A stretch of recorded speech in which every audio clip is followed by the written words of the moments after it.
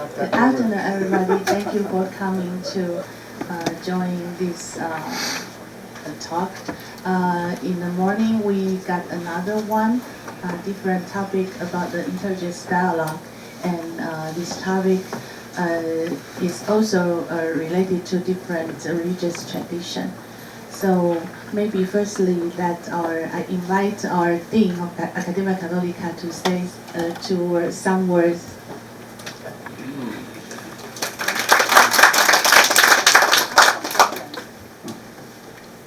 Good afternoon, everyone, and it's a pleasure to have Professor Markus to be here with us today.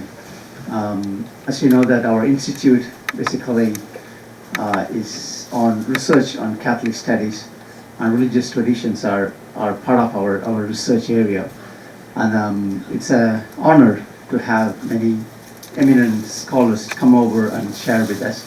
I'm very happy that we have this opportunity today. And also wish him a very good travel in Taiwan, and welcome there. Thank you. Professor Markus Ladstätter came to Taiwan. It's because ceremony of book collection of his father, Professor Otto Ladstätter. So yesterday we have held the ceremony was held in National Central Library for Professor Otto Ladstätter's contribution to sinology. And over 6,000 books donated to National Central Library. And therefore, we got a chance to invite Professor Markus Ladstätter to give talks for us. I will introduce him briefly. Professor Markus Ladstätter is right now teach at the private pedagogical university in Graz. Austria, and also at Graz University. And his special field is more related to comparative religion. So therefore, I think we could get many inspiration from his talk. So after his talk, if you have any questions, please do not hesitate to raise your question. Today's topic is from Jerusalem to China, different religious traditions from comparative religious studies perspective. So I spared time for the professor. Please give your big applause to Professor Markus Ladstätter for his speech.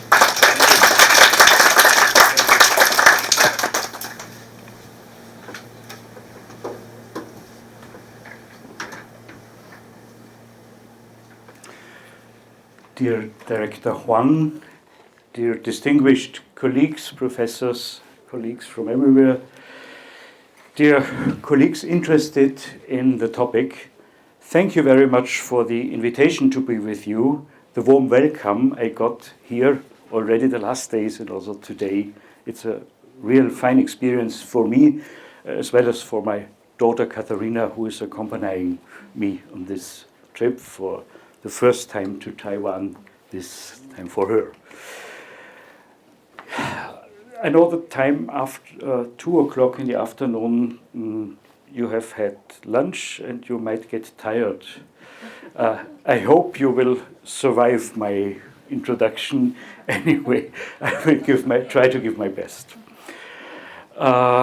我开始以前，请你们对不起，我的中国话不太好，所以我用英语说，好不好？Okay. 但是你的中文不错了。哪里？谢谢 Father Luis. Yeah. The topic of this afternoon is a little overview of the world of religions. So this might imply that this or that sentence I am sharing with you, you might already know. Some will know, others will not know. I hope you find your way into my thoughts, and I hope that you also bring in your questions or your special interests. I'm open for this. I will show you when and in what way, especially. So we try. Yeah, it's working. You see what I'm going to offer you today. I don't make will make too much remarks about myself. I have already been introduced, only short. Then an opening question to start with. It's important for me as a man studying comparative religious studies. What is religion? When we talk about religion, we should have an idea what we are talking about in general, not only look at special religions. And then we start our journey as promised in the title in Jerusalem, and we start with Judaism. Religion you might not know so much about because it's a very small religion in terms of number, and in Taiwan not other than in other countries, in most other countries. A glimpse into Christianity, Islam, Buddhism will follow. And depending on the time and on your interests, also questions related to Chinese religious traditions. But that's not the main reason I came here to tell you something about Chinese religions in China. So this last part could also be a part where I learn from you. I will learn from you also in all my lecture because your questions are important for me, that I deepen my own understanding of the matters I'm talking about. My fields of comparative religious studies I have mainly done in Vienna, at Vienna University, but also in Jerusalem, at Hebrew University of Jerusalem. Short time also here in Taipei, but it's already more than 30 years ago. so yeah, sometimes I say in my previous life, but this is maybe not. Okay. Let's go into our field directly. We are talking about religions. What is religion? What are we talking about? I'm sure everybody here in the room has some idea what religion is, more or less reflected idea. Maybe you think of religion, you have images like this here. Going into a temple, throwing the wood sticks, praying for some fortune or so. Everybody has his own idea according to his experience. My way to go into the topic, this way of religion may be also familiar to you. Does somebody know this place? No? Okay. Actually, should be 石头山. Okay. My way of approach to the topic is to try a short definition or description of what religion could be. In short terms, to me, religion is life in the horizon of transcendency, in the horizon of the totally different. Some religions and people call this transcendency God. Others use other words for it, or even no words. If you find Tao, or if you find Nirvana, or it depends. But not only several goddesses who help me for this or that, the totally different reality, that which transcends, which goes beyond all what we are and what we experience, the relation to this absolute and all combining, be it God or whoever else, transcendency. This is religion, and it is approached to in very different ways. Some of them I want to introduce to you now. Religion can be experienced in three different dimensions. All are to some degree important to religion. The first is the cognitive, intellectual dimension. Religions have some ideas about the world. In German we have the word Weltbild. the teaching of religion. Is it Four Noble Truths in Buddhism? Is it Shahada in Islam? Is it the Christian confession of faith? Some ideas we can express in words. This is one dimension, one level. A second dimension and level is the practical level, the level of acting. Religions imply we do something, be it in rituals, like we saw on the first slide with the wooden pieces, be it in the fields of ethics. Religions tell us how to behave or how not to behave, what to do, what not to do.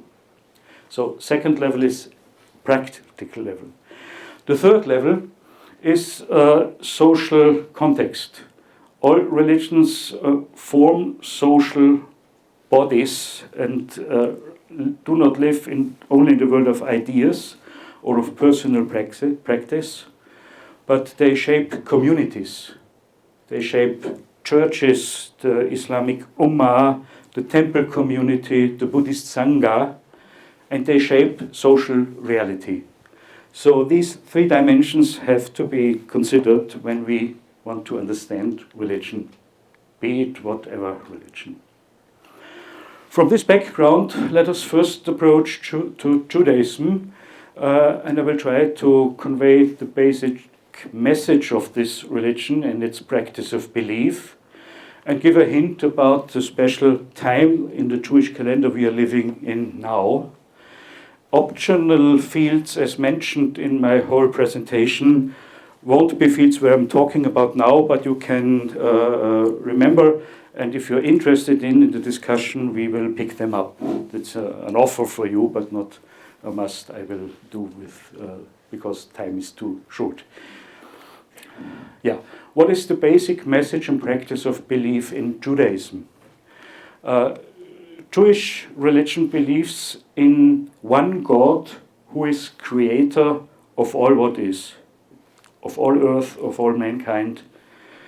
And this belief in monotheism, like we find it in some religions, not in all, but in many religions nowadays, is not only in Judaism, but it's to some extent a Jewish invention. And even if Christians or if Muslims today say we believe in one God, this belief comes from Judaism, creator of the universe. According to Judaism, this one God has a special relation to his people, the Israelite and then Jewish people, who have been slaves in Egypt in their former days, but in a miraculous way, in an astonishing way, they were liberated from this fate. They suffered under the suppression of the Pharaoh here, but in correspondence to God's commands, a man called Moses took the initiative and freed the people in a very spectacular way, passing seas and deserts like you see here, leading them into the promised land, the land which is full of fruits and is not desert, but a land you can live in. In this land, the people of Israel settled.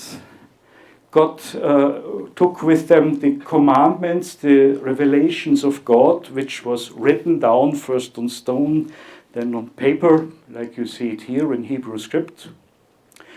And the people of Israel built a temple in Jerusalem, where we start our journey, as I promised to you. A temple that was in function from 1000 before Common Era, 3,000 years ago, till the middle of that millennium, that means till 587 before Christ, before it was destroyed. This temple was the center of Jewish religion. It was rebuilt and again demolished by the Romans in the year 70 after Christ. What remains today from this temple you can see here on this picture. It's only the wall, which you see in this part of the picture here. The rest does not belong to the temple, but this place is quite important to Jews till now in Jerusalem. They come and pray Of course, they mourn about the destruction of the temple, but they do much more than mourning and wailing. They pray in their joy and in their daily life. They celebrate big festivals here at this wall. They celebrate personal festivals, like here when a young Jewish boy for the first time is called to publicly read from the holy texts in this roll of the scriptures at the age of 13, a very festive moment for every religious Jew in his life. Since the temple itself does not more exist, praying and all rituals, as far as they imply coming together, are celebrated in houses called synagogue, which you find in various styles according to the centuries and cultures in different architecture, be it here in a medieval way or some 100 years old synagogue in the north of Israel, be it here in another modern synagogue where you have already tables to study and read the books for religion. These are the places where Jews come together to practice their religion publicly. For the Jewish religious way, also one aspect is very important, which is not so clearly found in some other religions: purity, religious purity. So for certain rituals and for certain reasons, you have to take a ritual bath to become ritually pure. This is a medieval form of such a bath. A modern form looks like this. It's like a modern spa also we can enjoy for ritual purity. Another very important aspect of Jewish religious life is what you eat. The special word you have to know here is the word kosher.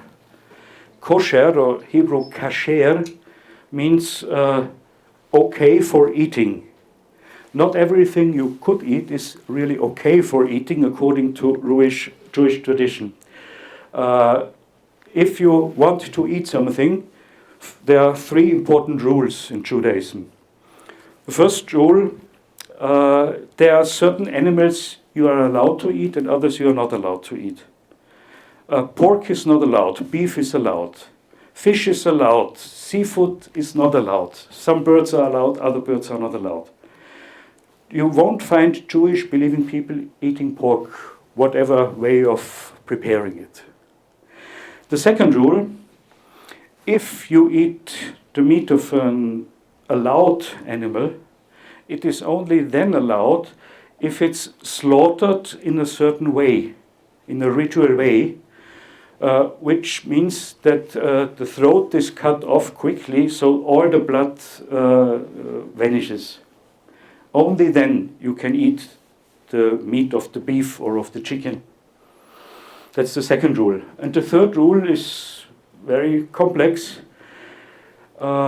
Meat and milk are never allowed to come together. Not in the food, not in the stomach, not in the dishes you use. That means you cannot make some food of kosher meal together with milk, with cheese, with anything else made out of milk. That means further on, if you have a meal with meat, you cannot drink your coffee with milk afterwards, because the milk would come to the meat in your stomach. And this further means that every Jewish household has at least two complete separated sets of dishes, one for food with meat and one for food with milk. Jewish people obey to these rules quite strictly if they want to be religious Jews. So these three rules refer to eating in Judaism. Another outstanding feature of Jewish religion is Shabbat. Shabbat is the last day of the week, according to the Jewish calendar, Saturday, which is the day where not only the most important prayers take place in the synagogue, but much more important than this, Shabbat is a day free of work, which makes us happy. We don't need to work on a Shabbat. But we are not allowed to work on Shabbat also in Jewish perspective. So Jews have defined all activities which are counted as work and therefore forbidden on Shabbat. And believe me, most things you are doing daily are work in the eyes of Jewish tradition. Using electricity is working, for instance. Walking more than 1 kilometer, going by car or by any other means of transport is work, and therefore not allowed on Shabbat. It's quite complicated to obey to Shabbat rules if you're not used to. If you live together with Jews and want them to join this or that, you have to take into account what their religion is for allows or not for them. It's quite an interesting field. So this is also very important for Judaism. Today we have April 11th, and it's maybe by chance or not that it's a special time from the Jewish calendar now, the week starting from 5th of April till 12th of April this year. Next year it will be slightly different. It's the most important Jewish festival called Pesach, the Pesach festival for 1 week. This slide, I confess, it's the only one, but this slide I got from the internet. It's not my own pictures. All the others are my own, but just to be honest. On Pesach, you have a special meal which is held at home with symbolic food, reminding the family of the slavery in Egypt and being freed by God from this slavery. You find symbolical food pieces here. I do not want to go into details, but let's say this here is something which should remind people about the bricks they had to produce when they were slaves in Egypt. And all the other foods also have this symbolic meaning for the Jewish community. A beautiful aspect of this festival is that the most important part of the festival is not in synagogue, but at home, with the family or with friends, like you see it here. And the festive evening starts with a task for the smallest child. The child should ask the father, "Oh, Father, why is this night so different from all other nights? All other nights we eat this and this and this, but today we have this. All other nights we do this and this. This night we do this. What is the reason?"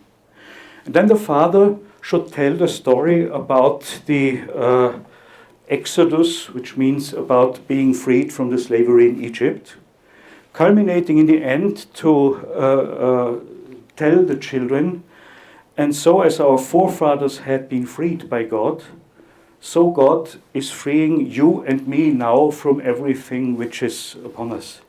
God is the one who frees us. We are part of this history and story of freedom granted by God. You are part of this collective body, the family Israel." So this is a very impressive festival in Jewish religion. Please be honest, the things I'm telling you, you did know this all and it's boring for you, or is it something new also for you? Also something new. Okay, fine. If you are interested, you can ask about religion and public sphere in the state of Israel, but I don't go into details here now. It's an option for our discussion afterwards. this was our first Jewish approach to live religion as the correspondence to the infinitive, to the infinite, to the transcendency. My second step is a short view on Christianity. Again, here I start with the basic message and practice of belief and comment on our current day here in the calendar. All other questions you see here, Christianity in different cultures or in current Europe, could also be optional if you are interested in afterwards. Now, Christianity starts with Judaism. You see here the Jewish Holy Scripts. Jesus has been a Jew. Jesus, the center of Christianity, has been a Jew. He read these scripts, he interpreted these scripts, he lived Jewish religion. Some scholars put it in a quite aggressive way and say Christianity is nothing else than an early Jewish sect of Judaism. And they are not so wrong in general. But the difference is that for Christians, this one person, Jesus Christ, has a meaning which other Jews would never admit to him, a special way of revealance of God for the whole world. That's what Christians believe about this one person, Jesus Christ, son of a Jewish family. Now, Jesus Christ, according to tradition, has been born in Bethlehem. This picture shows you the so-called Star of Bethlehem, the place where Jesus has been born. You can go there, kneel down, put your hand on the floor and down in this hole and feel the ground. That's what many pilgrims do when they come to Bethlehem. Jesus grew up in the city of Nazareth, which you see here in the northern part of Israel. The city like it looks today, with a big church in the center, which is important, of course, for the Christians and the Christian history. The favorite area where Jesus liked to live was in the Galilee, in northern part of Israel, here around the Sea of Galilee. Around this lake, this small lake, you find many ruins of cities and places where Jesus actually has been to, and are related stories about his life. The last days of his life he spent in that time capital, in Jerusalem, preaching, celebrating, and finally being kept by the Romans and by the envy of some fellow Jews, brought to court, kept in this garden here, according to tradition, Gethsemane, brought to court and sentenced to death by the Romans. Death by hanging on the cross, as you probably know, which should have taken place on this space here where you find now a big church. The Church of the Holy Sepulchre is the English name. Greek name is Anastasis, Church of Resurrection, which is a better name, I think. Here on this place, Golgotha, the cross was fixed and Jesus was crucified. You see the pictures here also. Here again, a place where you can put your hand on the floor, on the stone, to be in touch with this dimension. In the same area, the same church, it's a huge church, you find also a small chapel, the Chapel of Resurrection, where you find the grave, the tomb of Jesus. Here, this actually is this tomb, where Jesus was laid down, and where Jesus, that's the core of Christian belief, rose from the dead. You read this message also, Christos anestin, in Greek letters here, Christ has risen from the dead. So this is the central Christian message you read here in Jerusalem. And of course, this festival of the resurrection of Christ is the center of Christian belief. Death is not the definite end of life. Resurrection will follow, not for me, for you, only as individuals, but for all and for the whole world. Easter is the festival where Christianity celebrates this resurrection in Jerusalem, at the place of the of the beginning. It looks like this. This is Easter celebration within this church of the Holy Sepulchre. They are not small candles. They are big lights which are lit. People are not silently praying. They are shouting. They are happy. They are moving as far as is possible from space. Of course, it's also a question of security. But here you find the real center of Christian life and religion in Jerusalem, and from there everywhere in the world. So when I have my short view on current days, you know, Christian churches, a Catholic Church and also Protestant churches celebrate Easter in these days. Easter Sunday was the day before yesterday. 就是前天复活节. Okay. And all over the world, however you celebrate this, maybe in Jerusalem, maybe in Europe, or maybe like on this picture here in Taiwan. It's always the same lighting of the Easter light and celebrating Easter. Yeah, so short remarks on Christianity. Again, if the following topics on Christianity you are interested in, just tell me afterwards and we can go a little bit into them. I hurry on in my view to the next religion I want to address. It is Islam.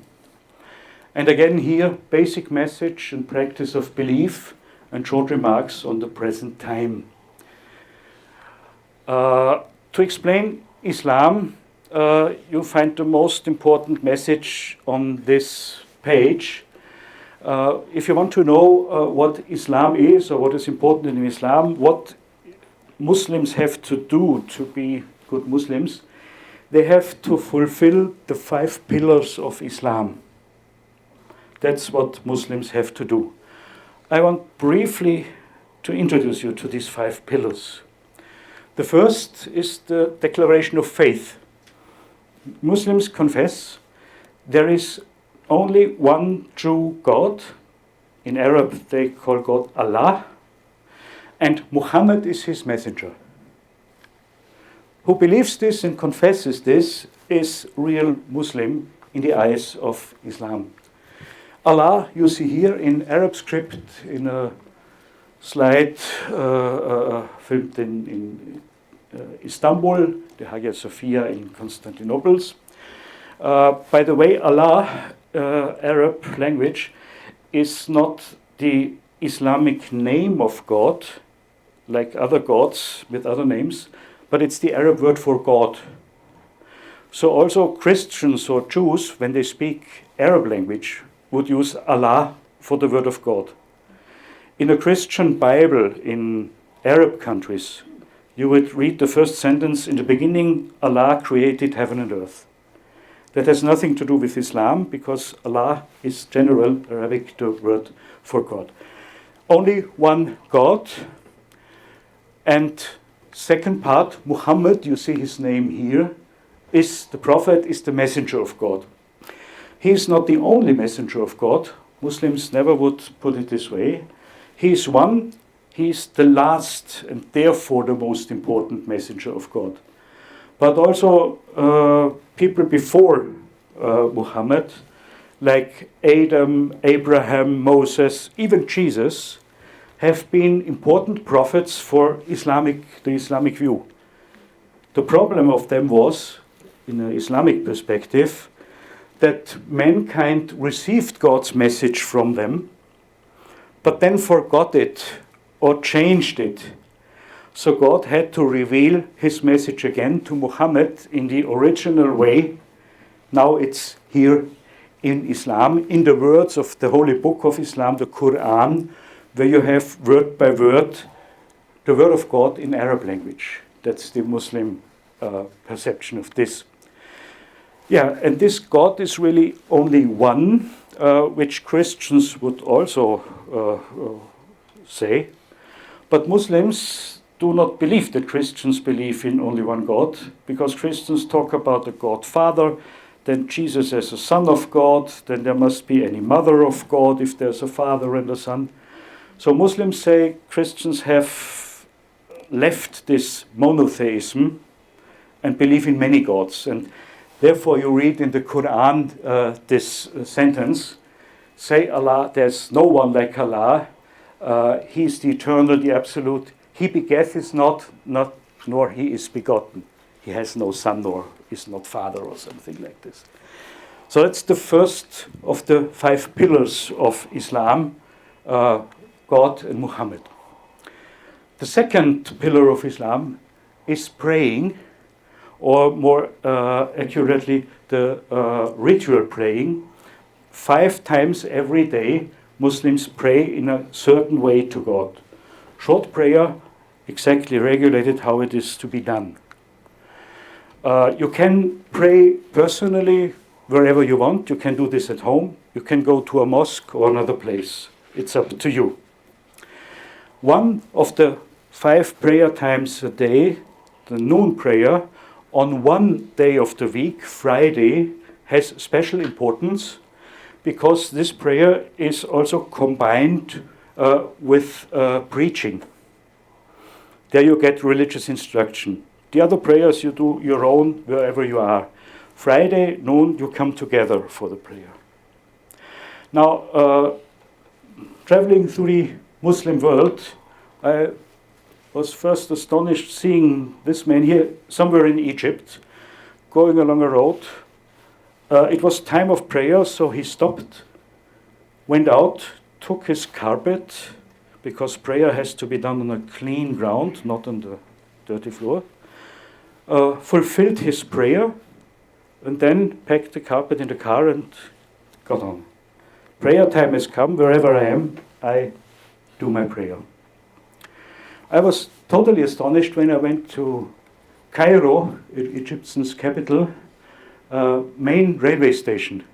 Friday noon, they put prayer carpets all over the big hall in the central station, so that people coming or going at that time are able to do their prayers. Imagine somebody would do this in Taipei Central Station or in Vienna Central Station. Not possible. But in the Arab world, Muslim world, this is the way. I said, when prayer time comes, it's important. When is prayer time? 5 times a day, 7 days a week, to certain fixed times, but not the same time every day. Because prayer time depends on the sun.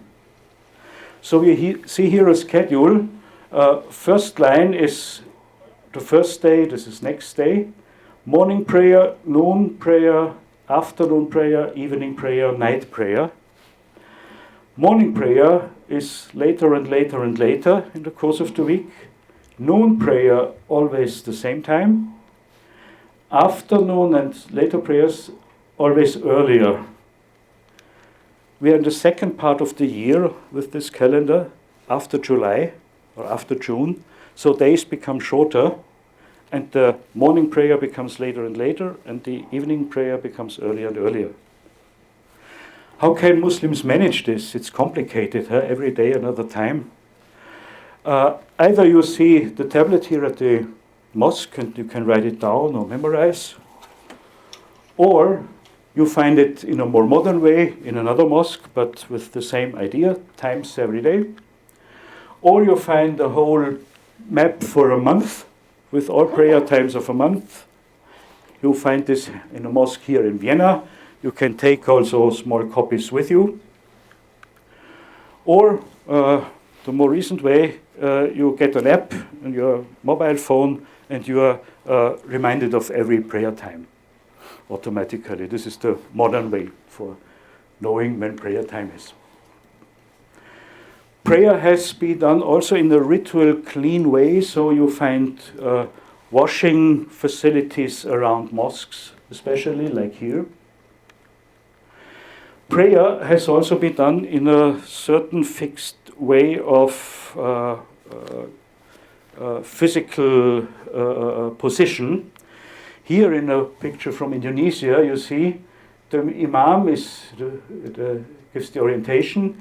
The first who enters after the imam, and then you have to fill the row till it's full.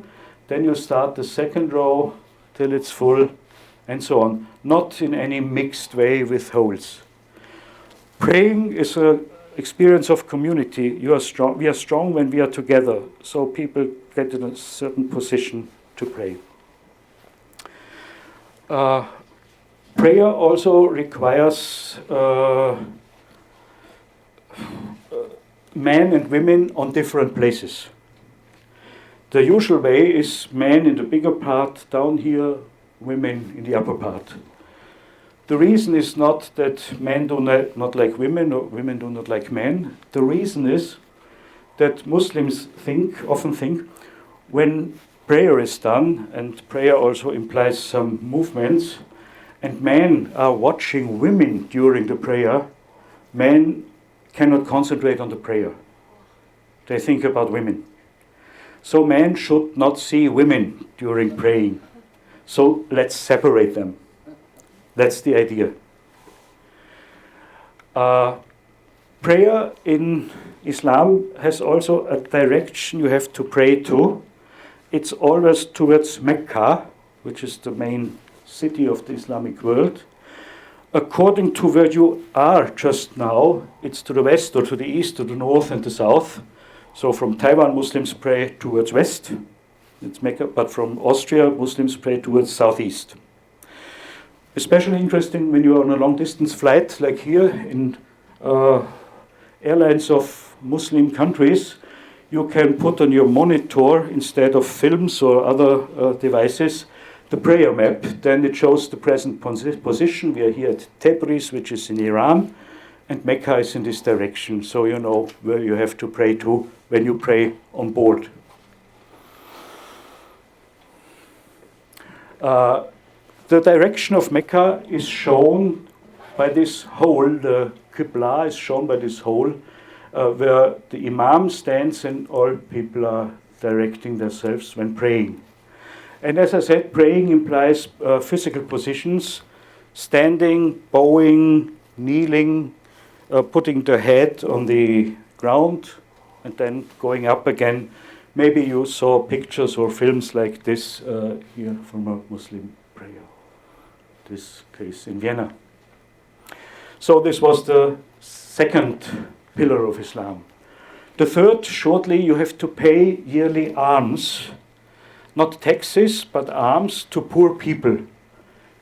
Poor people, you know, or organizations who care for poor people, should receive a certain amount, a quite fixed amount, about 2.5% of your income yearly, to help the poor, so that the poor can buy food, can take part in festivals and live. The fourth pillar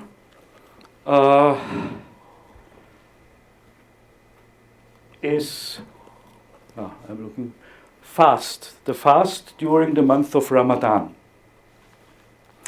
Fast means, in the Islamic world, not to eat from dawn in the morning till sunset at night. Not to eat, not to drink, not to smoke, not other physical enjoyment. Refrain from all this. Nighttime you can, but daytime not. You can imagine that it's quite hard on a hot day not to drink. And this fast during month of Ramadan is one full month. That means 29 or 30 days. We are just now in Ramadan in the Muslim world. So Muslims are practicing fast just now. So not eating in the daytime. In the evening, they have sometimes even a festive meal with the family and enjoy the meal more than in other times.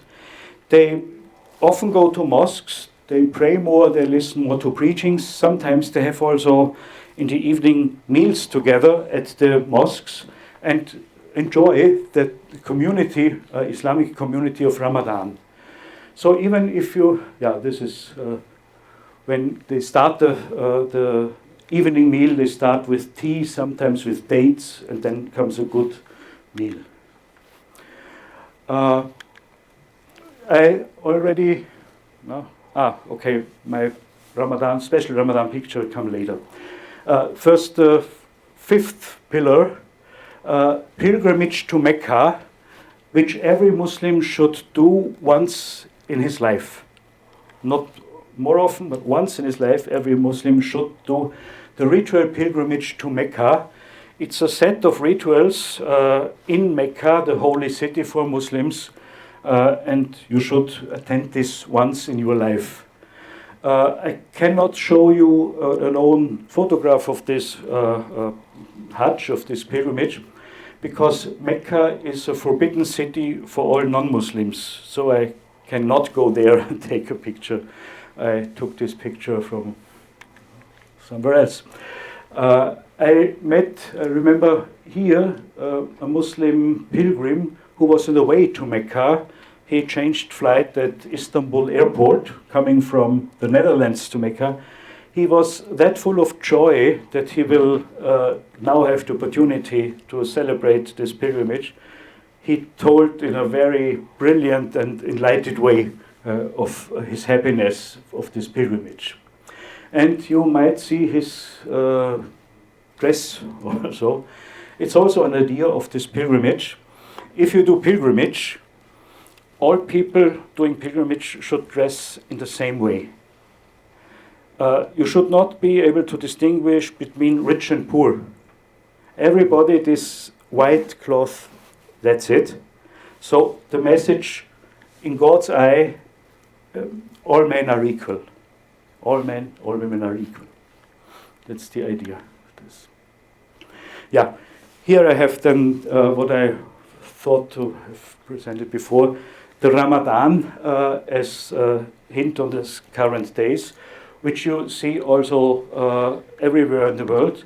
Even if you notice in your city, here in Taipei, in the evenings where are mosques, it's much light. Many people come here celebrating the end of the day in Ramadan, eating together, listening to the preaching, praying together.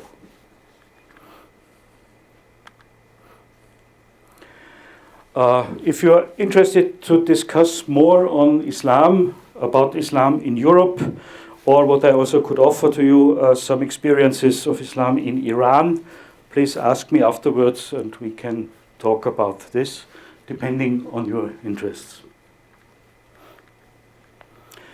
You are still able to listen a little bit or too tired? Continue. So let's go on to the last field I am talking about now from my side, Buddhism. I am aware that I came into a country here where Buddhism is present and you know much about Buddhism also. I think maybe Buddhism as it's practiced in China, in Taiwan, has a special form of Buddhism. So I do not concentrate on what you see here in temples or monasteries, but more on what is the original idea coming from India. And of course the option to discuss on any more if time and time is enough and you're interested in.